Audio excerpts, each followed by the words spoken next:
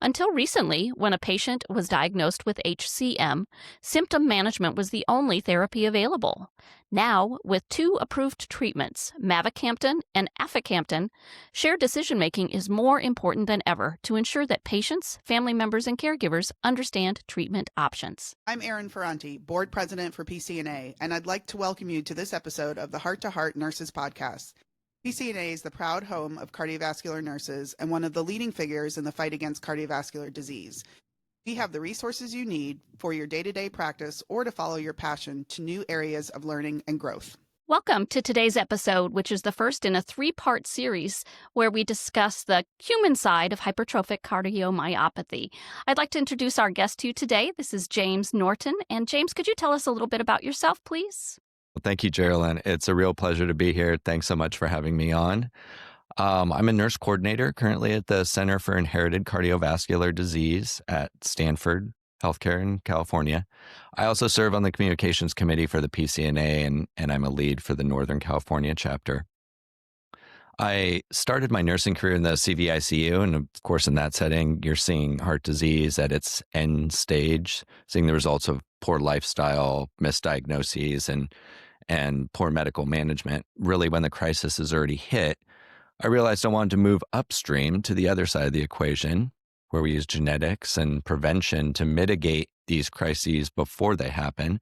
And that led me to my current role, where I now focus entirely on families with genetic heart conditions like HCM and focus more broadly on the process of improving healthcare delivery through a preventative lens.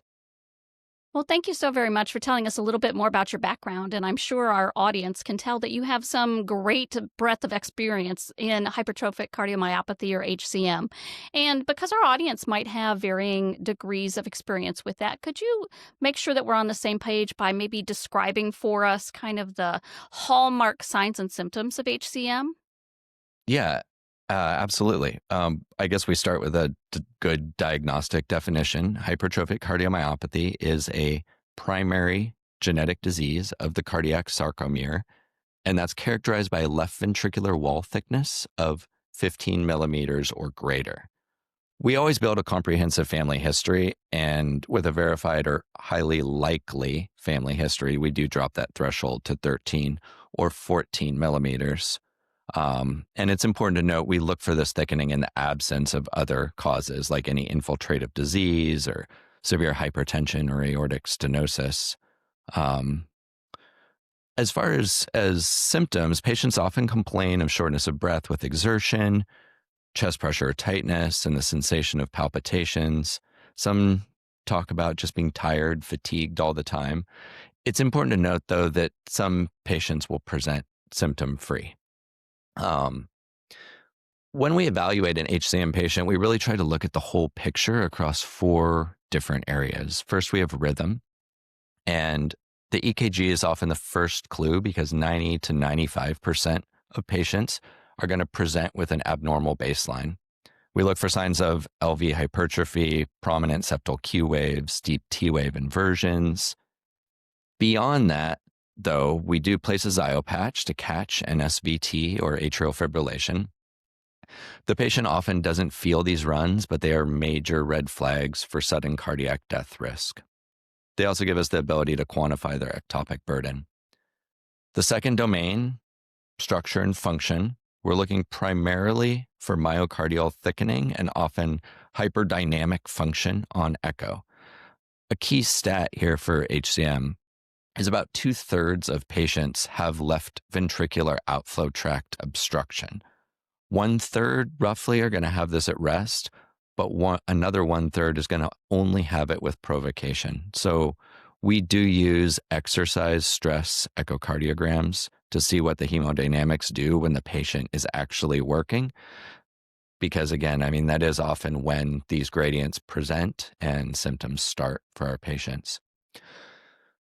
And our third domain here, physical exam, of course. Classic HCM murmur is something that we're always listening for. That's a harsh systolic crescendo, decrescendo murmur, and that's from the dynamic left ventricular outflow tract obstruction. Maneuvers that reduce LV volume, like standing or Valsalva. They bring the ventricular walls closer together, and that worsens obstruction. That'll intensify the murmur. So during exam, we'll often have these patients perform a sit to stand or do the Valsalva maneuver while listening to see if that worsens the murmur that we've detected. And then finally here, we've got cardiac MRI. We use this to look for late gadolinium enhancement, which represents myocardial scarring. And we'll plug this fibrosis data into the AHA sudden cardiac death risk calculator. Thank you so very much for going through those continuing to change aspects as people are sometimes asymptomatic and sometimes have symptoms, and sometimes there's a family history and sometimes you're not aware of that. So it's really a complex disease to try and diagnose, it sounds like. And what you said at the very end of your description was about the sudden the SCD risk calculator, and I'm hoping you could talk a little bit more about that for our audience. Yeah, great question. So that's a tool that you can find on the American Heart Association website now. There's some variations of the tool that you can find elsewhere on the internet from European Society of Cardiologists example.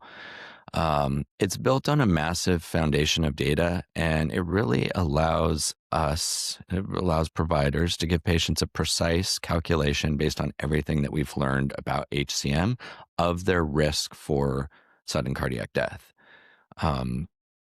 Practically speaking, it's this validated clinical tool where you'll input specific variables. That includes family history of unexplained syncope, echo measurements, and that critical MRI fibrosis data that I mentioned. And that generates a 5-year personalized probability of sudden cardiac death. In conversations with families, this can bring a lot of clarity. If the risk is low, typically less than 4%, we can offer reassurance that's really data-backed. If the risk is high, generally 6% or higher, we have a clear protective strategy by recommending an ICD. And in the gray area between those two, that's where shared decision-making really shines. And would you, in that gray area that you've just described, would you use that the SCD risk calculator frequently, meaning every few years, or is it a one-time and it's done kind of risk calculator that you would use in that situation? Yeah, especially if it's in the gray area, we would reevaluate risk on an ongoing basis. Basically, anytime we had new data that would alter those measurements in that initial calculation, whether that was worsening fibrosis, thickening of the ventricular walls, we would go back again to recalculate. Hey, thanks so much for that clarification. I appreciate it. We are going to take a quick break and we will be right back. For more education, resources, and tools for your clinical practice, visit pcna.net. You'll find CE courses, patient handouts, and more, all free to access. Visit pcna.net. We are back speaking with James Norton about hypertrophic cardiomyopathy and what that looks like for our patients. And you mentioned right before we took our break, James, about shared decision making. And based on the fact that this is a complex disease, what does this look like in clinical practice? It's a great question, and it's really, really central to the way that we operate. In fact, the 2024 AHA guidelines explicitly call out shared decision-making and say it should be a collaborative dialogue with the patient. I say it takes a village.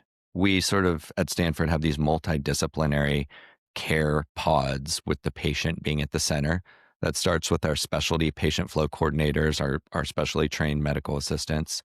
Then we have genetic cardiologists, electrophysiologists, and our advanced practice providers, which at our center are comprised of nurse practitioners and clinical nurse specialists. They will handle the diagnostic complexity and building the overall care plan. Then we have our genetic counselors. They lead family screening and they unearth insights from the genetic testing, which will help guide that care plan. We have our exercise physiologists. They provide us that functional safety data with the stress testing. And then I like to think that the bridge that connects all of these is the nurse coordinator. If we consider the dynamic in the ICU, the MD team rounds twice a day, but for the other 23 or so hours, the nurses are there on the floor titrating, adjusting, mechanical circulatory support devices, driving the hemodynamics and the full care plan based on protocol. And we've essentially brought that top of scope autonomy into the outpatient setting with our nurses running independent RN-led telehealth clinic. While our physicians focus on research, the overall plan, and the complex diagnostics, we sort of step in to manage the day-to-day care and be the primary point of contact for our patient population. And just like in the unit, we use protocols to autonomously manage everything from titrating GDMT to newer cardiac myosin inhibitors and even GLP-1 medications. We partner with Stanford's innovation team to use AI to surface EHR data and draft patient messages. And that automation is helping clear the admin sort of clutter, so to speak, and allow us to focus on the patient. We use the visits to perform deeper education, review test results, and provide sort of holistic preventative lifestyle coaching and exercise guidance. Overall, shared decision-making, we cultivate this family atmosphere where patients know us by name, we know them, and hopefully they feel truly heard. Every decision, whether it's a test result or a med change, is framed so that the patient is the main voice in the room and the active core of their care plan. When you're talking about working with diverse populations, are there any specific considerations to keep in mind when applying the strategy of shared decision making with those groups? Yeah, definitely. I think the foundation, of course, of every relationship is getting to know the patient, who they are, what drives them, what their barriers are. I think that's really the only way that you can build a care plan that works. But beyond the individual, we do look at the whole context. And living here in Silicon Valley, we serve this massive paradox where you have some of the wealthiest people in the world, some of these tech execs, living in the same town as service workers who are struggling to make ends meet. Because of that, there's definitely no one-size-fits-all approach for HCM care. In our weekly huddles, this comes up a lot. We talk about the concept of structural competency and the social determinants of health. It's this realization that even in a genetic condition like hypertrophic cardiomyopathy, a patient's health outcomes are often dictated more by their zip code than their genetic code. And so we do have some specific strategies to address this. First, we shift from sort of broad health literacy to visual literacy. Instead of showing grainy echo images to patients that don't have strong health literacy, we use clear annotated diagrams to map out their own anatomy, where the wall's thick, where the obstruction might be. And I feel that turns sort of a scary diagnosis into a more mechanical problem that's easier to grasp. And we'll do the same thing for rhythm, using the Zio timeline so they can see when pauses occurred or when they had runs of NSVT and connect them to symptoms that they were feeling at the time. And I think just as important, we try to act overall for all of our patients as system navigators. Our U.S. healthcare system is of course, so complicated, maze-like. We think of ourselves as sort of air traffic controllers. We follow up on referrals to other departments, coordinate between specialties, and we don't just prescribe a medication. We investigate those social determinants of health. If a patient can't afford gas to get to the clinic, or if their insurance denies a cardiac myosin inhibitor, we step in. We use robust appeal protocols and our social work connections to do everything we possibly can to dismantle those barriers for our patients. And I think third is just operating with cultural humility at all times, really trying to meet the patient where they are. We recognize that in some communities, there's a real deep mistrust of the healthcare system or significant stigma around genetic testing. So rather than trying to quote unquote correct beliefs, we focus on understanding the behavior and the fear behind it. We collaborate with our genetic counselors to listen and validate. And that really helps us explain things in the context of their worldview rather than challenging it. And ultimately, the goal is to ensure whether you're a CEO or a farm worker, the moment you walk through the door, you're getting the exact same level of care as the next person, tailored specifically to you and your reality. I am very grateful to you for taking that worldview that you do for these patients, because this can definitely be something that impacts not just today, but every day moving forward when they get that diagnosis. And so having that team of individuals who are there to support and listen and help the patients understand what's going on, what the options are, and making them the center of that decision making is really critical. So I want to commend you and your team for all the effort that goes in, because this is not a easy checklist that you can just, talk to them about that, done. It's an ongoing communication structure, and I really appreciate the fact that you bring them into the fold literally and work together towards those next steps for them. So we have covered a lot of ground today, and if I asked you what your one key takeaway would be for our audience, what would that be for you? Yeah, Geraldine, I feel like we're sort of entering a golden age right now, so to speak, for the awareness and the treatment of hypertrophic cardiomyopathy. We have this sort of confluence of things happening as AI integrates into our testing to improve precision and access and interpretation. We have all these new novel precision therapies coming to market with the cardiac myosin inhibitors. I think the entire landscape's really changing for HCM. And this will allow us to further deploy the proactive care model that we discussed today, hopefully shifting from this reactive stance to a fully preventative one. And in this environment, I think the role of the cardiovascular nurse is going to expand exponentially. We're really the touch point for the patient with their care team. We're the ones who translate all these advanced therapeutics and testing, or pass down our understanding of this complex condition in a way that meets each and every patient where they are. We're the ones who are there to make sure no one falls through the cracks. And I think that's how we build this population, every HCM patient, a roadmap to a long, normal, and happy life. James, thank you so very much for sharing your expertise and your insights with us today. As I mentioned to our audience at the top of our recording, we are doing a 3-part mini-series on this podcast topic of HCM and the human side of that particular disease.